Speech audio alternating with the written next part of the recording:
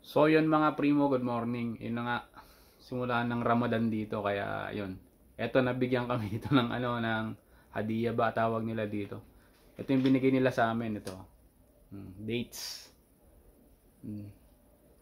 Dalawang pack. Bali ang isang pack, 1 kilo, no. Natikman ko na siya, masarap siya. Inubo pa yun, no? Ayan siya.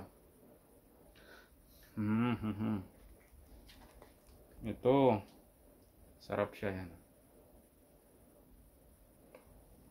Bali dalawa. Kada isang empleyado, dalawa yung binigay nila. Lahat binigyan nila rito ng ganito.